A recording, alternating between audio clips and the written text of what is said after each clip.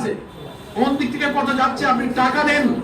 বাংলাদেশের মধ্যে এত ইমার্জেন্সি খাতে এই টাকার অজুহাত, 10 বছরের অজুহাত, এটা জনগণ কিভাবে নিচ্ছে? আপনি জনগণের নাক টের পাচ্ছেন না?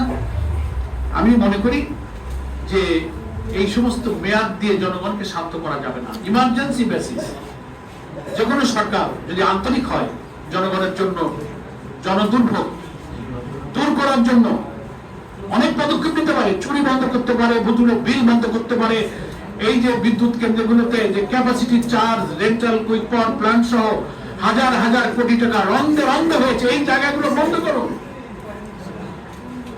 সিন্ডিকেট করে লুটপাটের মার্কেট তো খুলে রেখেছেন সরকার, এগুলো বন্ধ করেন, দেখেন কত হাজার কোটি টাকা সেভ।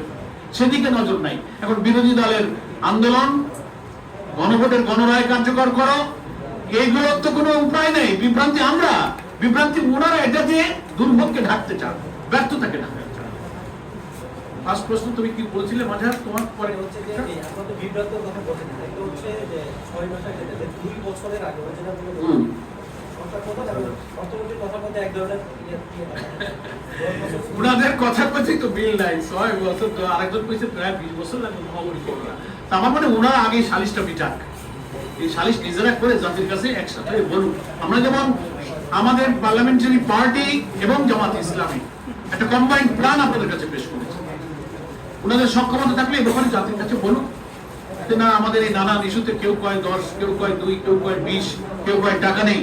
একটা কথা আসে জাতির কাছে, বলেন জাতি মায়েরা সকালে রান্না করতে চায়, কারখানার চাকা চালাতে চায়, হাসপাতালের সেবা চায়, উৎপাদন চায়, রপ্তানি চায়, এগুলো চায়। ওইসব টাকা আর নেই, হাজার হাজার কোটি টাকা বাজেট পাস হয়ে গেছে, খরচ করেন, কোথায় খরচ করবেন? এটা হচ্ছে, আমরা বুঝি তো, ব্যর্থ সরকারগুলো সবসময় দুর্ভোগের কথাটা চেপে নিজের গণবিচ্ছিন্ন থেকে বাঁচানোর জন্য এক একটা নন ইস্যুকে সামনে এনে বিরোধী দলের উপর সব চাপ। বিভ্রান্তি আমরা ছড়াচ্ছি না, বিভ্রান্তি ওনারা ছড়াচ্ছে।